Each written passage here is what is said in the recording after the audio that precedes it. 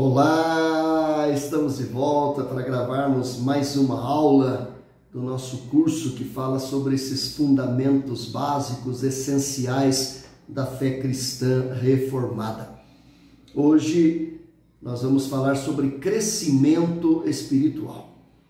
Nós já vimos as doutrinas básicas das Escrituras, da Trindade, nós já vimos sobre os ofícios de Cristo, nós já vimos sobre sacramentos, nós já falamos sobre igreja.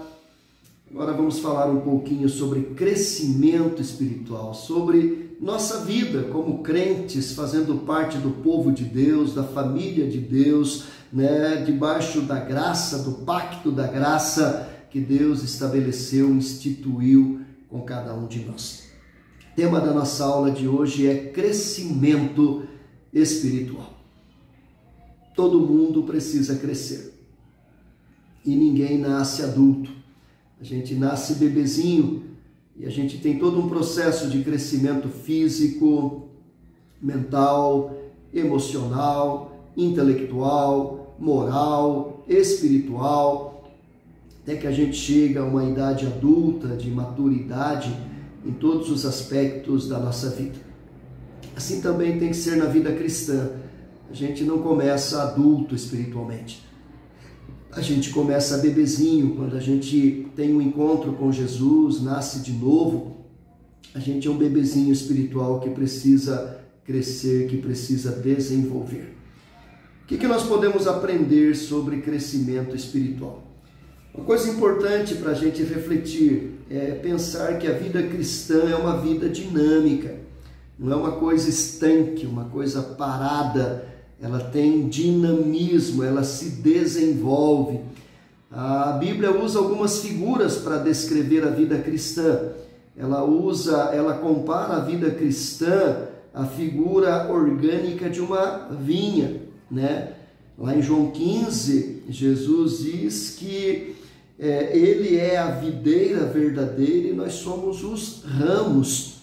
Aqui uma figura que fala de um ser vivo, de um ser que está em crescimento, onde ele é o tronco, com raízes, e nós somos os ramos enxertados neste tronco.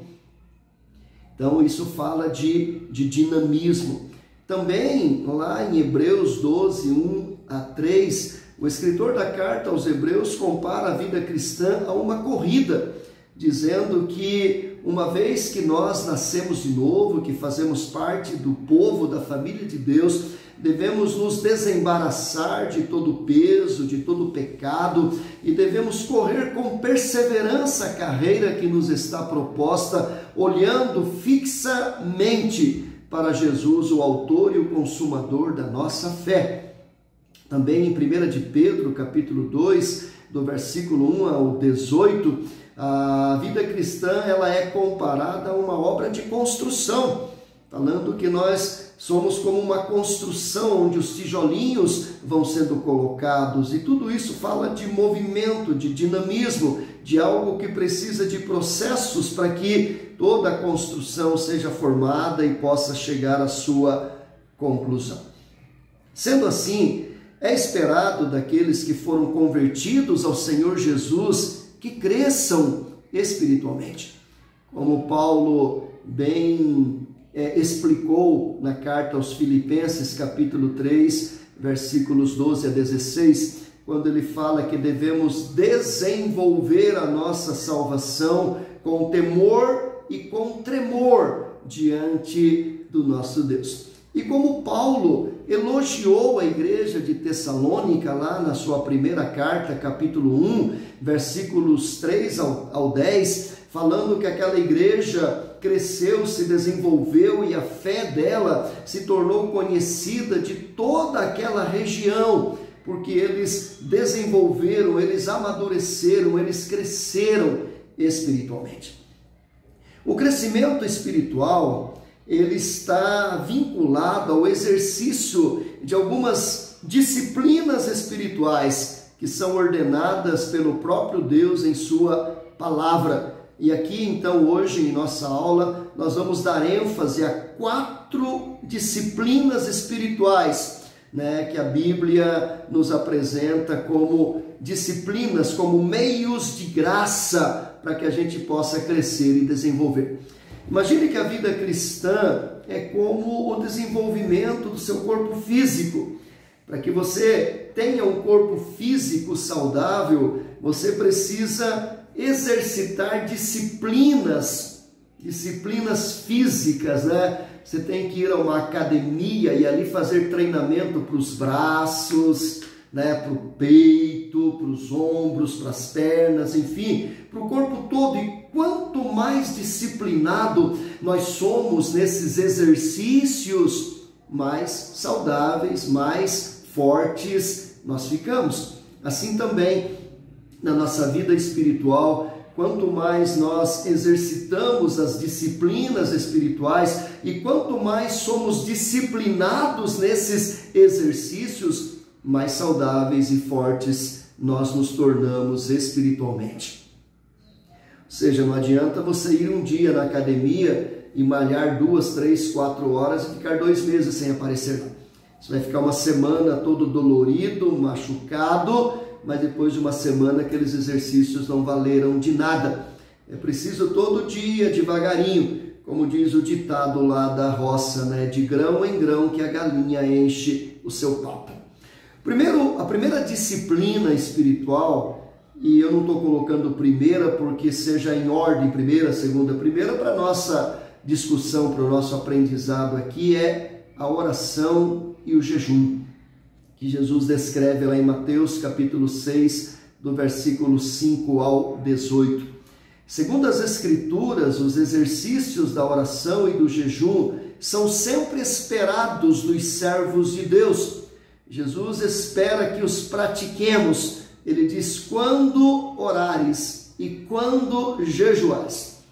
Quando Jesus está falando quando orares e quando jejuares, ele está entendendo que nós oramos e que nós jejuamos. Então ele está dizendo, quando você usar da disciplina da oração e da disciplina do jejum, você deve orar assim e você deve jejuar assim. Mas Jesus parte do pressuposto que a oração e o jejum eram práticas, eram disciplinas espirituais que os judeus praticavam e que nós cristãos agora, seguidores de Jesus, devemos praticar. A palavra de Deus exorta que pratiquemos esses exercícios espirituais. Lá em Mateus 17, 21, lá em Colossenses 4, 2, lá em 1 Tessalonicenses 5, 17, onde Paulo de forma bem clara diz, orai sem cessar. Ou seja, orar é algo para ser aprendido por todo cristão. Por isso que lá em Lucas 11:1 os discípulos dizem para Jesus, ensina-nos a orar. Ensina-nos a orar. E a oração, ela tem que ser uma oração baseada nas Escrituras. Nós temos que orar com a Bíblia aberta, né? Orar as Escrituras, orar os Salmos, orar, né, os profetas. A oração, ela pode ser orar uns com os outros. A oração envolve quebrantamento, a oração envolve confissão de pecados, a oração envolve gratidão, louvor, ações de graças, a oração envolve intercessão, súplicas, a oração envolve várias áreas da nossa vida. Você pode orar adorando, glorificando, exaltando a Deus. Você pode orar confessando os seus pecados, mostrando arrependimento. Você pode orar intercedendo por pessoas, instituições, nações. Você pode orar suplicando, pedindo. Existem muitos tipos e formas de oração. Precisamos entender que Deus é um Deus que responde às nossas orações. Lá no Salmo de número 3, Davi diz que ele faz a sua oração e Deus do seu santo templo lhe responde. No outro salmo ele diz que ele apresenta a Deus a sua oração de manhã e fica esperando, porque sabe que Deus é um Deus de respostas. No Salmo 4 ele diz: responde-me quando clamo, ó Deus da minha justiça. Nós temos que entender que Deus responde às nossas orações. Agora, nós temos que orar de forma correta, uma oração que seja feita de acordo com a vontade de Deus. Eu não posso pedir qualquer coisa, eu não posso falar qualquer coisa, muito menos posso apresentar-me diante de Deus de forma arrogante, soberba, né? Eu não posso dar ordens para Deus, determinar o que Deus deve fazer. Oração é sempre uma postura de súplica, é uma postura de quebrantamento. Se pudéssemos definir oração numa frase, esta frase seria: oração é atestado da nossa incompetência, da nossa incapacidade, da nossa fragilidade. Quando Davi ora a Deus, ele sendo rei de Israel, ele diz: eu sou pobre e necessitado, porque aos olhos de Deus todos nós somos pobres, carentes, miseráveis, necessitados, que precisamos desesperadamente da graça misericordiosa de Deus sobre a nossa vida. E o jejum também, ele deve ser feito como uma expressão de quebrantamento, não no sentido de alguém que passa fome, mas alguém que tem tanto prazer na presença de Deus, que não precisa ou que abre mão daquele período de alimento, de refeição, para estar diante de Deus em oração, em exaltação, em glorificação, em louvor. Oração e jejum são coisas que devem andar juntas, porque oração sem jejum é passar fome. Ou melhor, jejum sem oração é passar fome. Jejuar só por jejuar, eu tenho que jejuar e orar, orar e jejuar ao mesmo tempo. Uma outra disciplina muito importante que nós aprendemos é a disciplina do evangelismo e do testemunho pessoal. Pelas Escrituras entendemos que Deus não espera que todos os cristãos usem o mesmo método de evangelismo, mas que Ele certamente espera que todo cristão evangelize. Ou seja, os métodos de evangelização são muitos, e eu vou usar aquele que mais se adequa a mim. O que eu não posso é ficar sem dar testemunho daquilo que Deus fez na minha vida. Eu tenho que testemunhar que Deus me salvou, que em Cristo eu fui salvo, lavado, regenerado, purificado. Eu tenho que dar testemunho de que tudo que eu tenho, tudo que eu sou é dádiva de Deus. Eu tenho que dar testemunho que Deus é minha fonte de provisão, de alegria, de regozijo. Tenho que falar para as pessoas aquilo que Deus representa na minha vida. Dar testemunho, evangelizar, falar de Jesus é um mandamento do Senhor. Está lá em Marcos 5,19, está lá em Lucas 9,60, está lá em Mateus 28, 18 a 20. Devemos sempre pregar as boas novas, está lá em 2 Timóteo 4,2. Quando Paulo diz: prega a palavra, ensina, insta, corrige, quer seja oportuno, quer não. É uma profecia referente aos últimos dias, de acordo com Lucas 24:47, pregar, falar que Cristo está voltando, é algo que os anjos gostariam de fazer, mas Deus concedeu tal privilégio aos homens, de acordo com 1 de Pedro, capítulo 1, versículo 12. Testemunho pessoal não é apenas o relato da experiência, mas também é a influência que devemos exercer para que, conhecendo a Cristo, as pessoas experimentem o amor e o perdão que Deus derramou sobre a minha vida. Ou seja, não é pregar apenas falando, relatando, mas com a vida, com o testemunho, com as ações, com as posturas, com o comportamento, com tudo aquilo que nós fazemos. Isso influencia, isso alcança pessoas, isso faz com que vidas sejam transformadas. Quando nós vivemos uma vida fundamentada na justiça, quando nós vivemos uma vida alicerçada no amor, quando nós vivemos um cristianismo genuíno, que é o bom perfume de Cristo, as pessoas veem em nós esta obra de Deus e elas são de alguma forma impactadas, a a seguirem a esse Cristo ou a odiarem este Cristo. Porque para uns nós somos cheiros de vida, para outros cheiro de morte.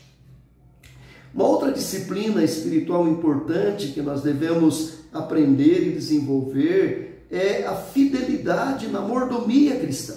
Deus nos chamou para sermos mordomos do seu reino, mordomos do planeta Terra, mordomos da nossa vida, mordomos do nosso corpo, mordomos do tempo, mordomos dos recursos espirituais, mordomos de nossa família, mordomos de nossa profissão.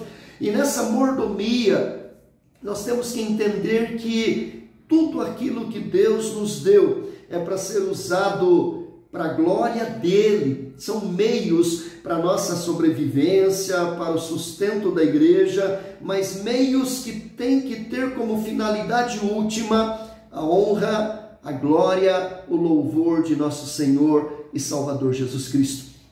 E no exercício desta mordomia, nós devemos exercitar, a fidelidade na entrega de nossos dízimos e de nossas ofertas. Nós devemos contribuir, nós devemos dar parte daquilo que Deus nos dá para envolver no ministério e na obra de nosso Senhor e Salvador Jesus Cristo. Então nós temos que entregar nossos dízimos. A contribuição que a Bíblia nos ensina e que Deus espera de nós são dízimos e ofertas alçadas, ofertas de amor, ofertas de gratidão. Essas, tanto a contribuição, a entrega dos nossos dízimos, como as ofertas de amor, as ofertas alçadas, elas devem ser dadas de coração. Elas são proporcionais ao que a gente ganha, 10% dízimo, e as ofertas de acordo com a generosidade do nosso coração. Elas devem ser dadas com alegria, com regozijo, com expressão. Elas devem ser ofertadas, entregues como expressão do nosso culto a Deus.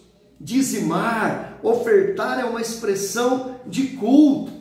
Elas também devem ser resultados da nossa fidelidade a Deus e à palavra de Deus, aquilo que Deus espera de cada um de nós, que sejamos fiéis na entrega dos dízimos e generosos na entrega de nossas ofertas, e elas devem ser dadas como expressão de gratidão a Deus, pela generosidade de Deus, bondade de Deus, graça de Deus, misericórdia de Deus, pela salvação, pela redenção, provisão, sustento, enfim, por tudo que temos e por tudo que somos.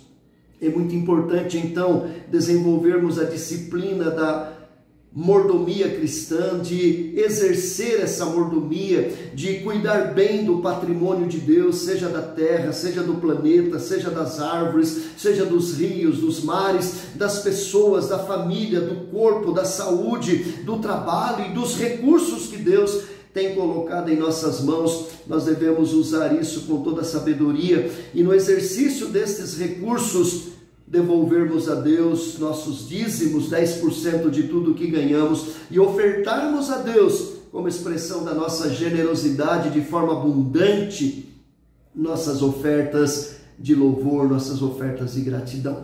E o quarto exercício espiritual que nós aprendemos à luz da Bíblia é a leitura e a meditação nas Sagradas Escrituras. Eu preciso ler, estudar, meditar na palavra de Deus. Deus nos deu sua palavra para ela nos ensinar, nos repreender, nos corrigir e nos educar na justiça, de acordo com 2ª carta de Paulo a Timóteo 3, 16 e 17. Por isso devemos sempre ler e meditar nas Escrituras. Por isso essa meditação, ela nos fortalece, ela nos capacita. Quanto mais nós lemos a Bíblia, mais ela nos santifica, ela nos purifica. Lá no Salmo 19, o salmista nos diz que a lei do Senhor é perfeita e restaura a nossa alma. Então, quanto mais eu leio a Bíblia, estudo a Bíblia, aprendo a Bíblia, mais ela vai trazendo educação, mais ela vai trazendo ensino, mais ela vai repreendendo, mais ela vai corrigindo, mais ela vai me aperfeiçoando até que eu seja perfeito e perfeitamente habilitado para toda boa obra. Nós precisamos ler a Bíblia na expectativa de que Deus fale ao nosso coração. Nós precisamos ler a Bíblia com disposição de estudá-la, aprendê-la e obedecê-la. Nós temos que ler a Bíblia sistematicamente, todos os dias uma porção dela, ou ler a Bíblia toda em um ano, ou ler livros inteiros, um texto após o outro. Não é ler 10 capítulos hoje, ficar um mês sem ler. Não é ler apenas alguns versículos, não, mas ler porções grandes, porções que nos deem entendimento, sabedoria. Quanto mais eu leio, quanto mais eu estudo, mais eu aprendo. E acima de tudo, nós temos que ler a Bíblia em oração. Oração e leitura da Bíblia e oração são coisas que andam juntas. Alguém perguntou para A.W. Tozer: Tozer, o que é mais importante, ler a Bíblia ou orar? E Tozer, respondendo, disse: o que é mais importante para um passarinho, a asa da direita ou a asa da esquerda? E é claro que você sabe que são as duas. Se o passarinho perder a asa da esquerda, ele não voa nunca mais. Se ele perder a asa da direita, ele não voa nunca mais. Ele não consegue voar com uma asa só. Assim também, queridos, a palavra de Deus e a oração andam juntas. Eu não posso ficar um mês lendo a Bíblia sem orar. E eu não posso ficar um mês orando sem ler a Bíblia. Na medida que eu leio a Bíblia todos os dias, eu tenho que orar todos os dias. E na medida que eu oro todos os dias, eu tenho que ler a Bíblia todos os dias. Oração e leitura, leitura e oração, oração e leitura, leitura e oração. E nessa junção desses elementos, destas disciplinas, nós vamos ser melhores mordomos daquilo que Deus colocou em nossas mãos. Nós vamos ter um melhor testemunho pessoal. Nós vamos ser crentes mais fortes, mais maduros. E vamos desenvolver nossa vida cristã, nossa espiritualidade. Vamos ter um crescimento espiritual. E não vamos ser bebezinhos tomando leitinho, mamadeira. Mas vamos ser crentes sólidos, firmes. Crentes que vão honrar e glorificar o nome de Deus. E que vão abençoar a igreja de nosso Senhor e Salvador Jesus Cristo. Então, desenvolva a sua vida espiritual. Cresça espiritualmente. Como?